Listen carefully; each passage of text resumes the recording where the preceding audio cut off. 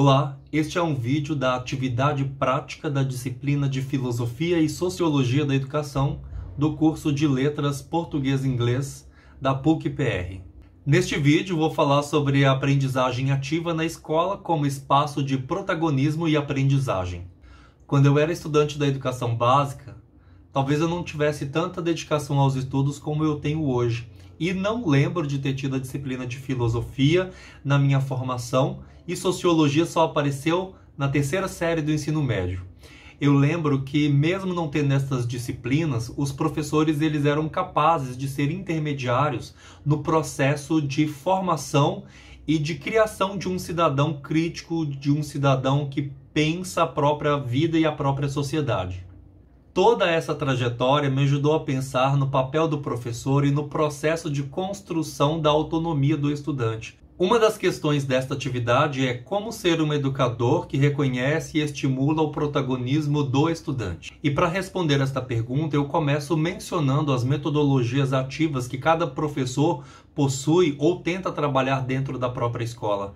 É importante motivar os estudantes a se envolver com a atividade e a recompensá-los pelas práticas destas atividades. Não recompensá-lo com notas, porque as próprias notas seriam um tipo de reforço negativo para eles poderem querer somente fazer as atividades para receber a nota.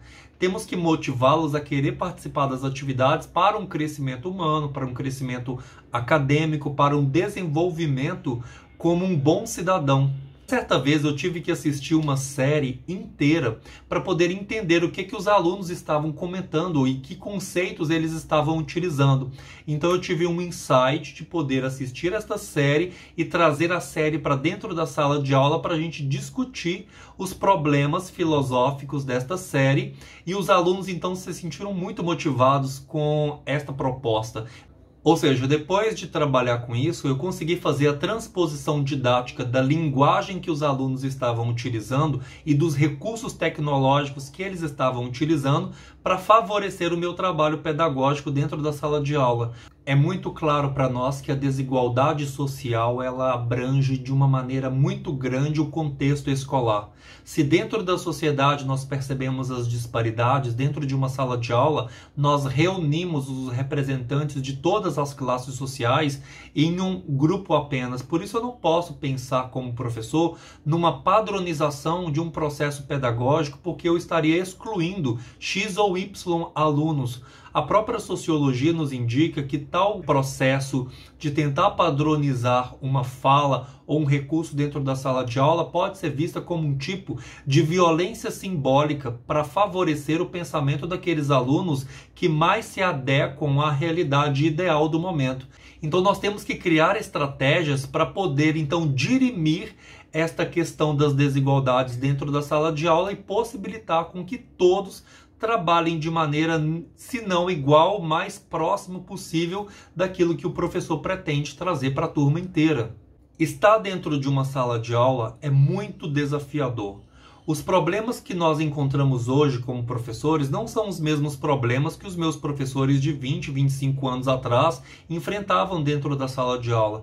Nós temos problemas muito graves hoje dentro de uma sala de aula que precisam ser encarados com muita seriedade, como muitas escolas já têm feito. E uma escola tradicional pode tentar lutar contra todos estes novos paradigmas, mas precisa se render aos novos tempos em que nós estamos vivendo, novos tempos em que agora o diálogo é muito fundamental, a presença do professor não pode ser mais aquela que impõe e que o respeito tem que ser dado assim que ele entra em sala de aula com um silêncio absoluto, etc. Nós sabemos que em meio às conversas, que inclusive em meio à bagunça, entre aspas, pode haver também educação, pode haver aprendizado, e estes modelos que nós tínhamos em mente agora eles estão em constante transformações. Este vídeo é uma reflexão de como eu vi a minha formação básica e de como os meus professores conseguiam fazer com que a gente refletisse para sermos protagonistas na educação e na nossa vida, e como os paradigmas mudaram hoje. Os professores possuem outros desafios, outras estratégias para que isso aconteça. Não temos uma resposta única, não temos um segredo, não temos um roteiro. Cada professor dentro da sala de aula ele encontra os caminhos que são possíveis neste momento, mas o que eu gostaria de deixar aqui claro é que não estamos sozinhos. Vamos compartilhar também as nossas dificuldades para que também possamos encontrar juntos os caminhos que nos levarão a superar todas estas dificuldades do tempo presente.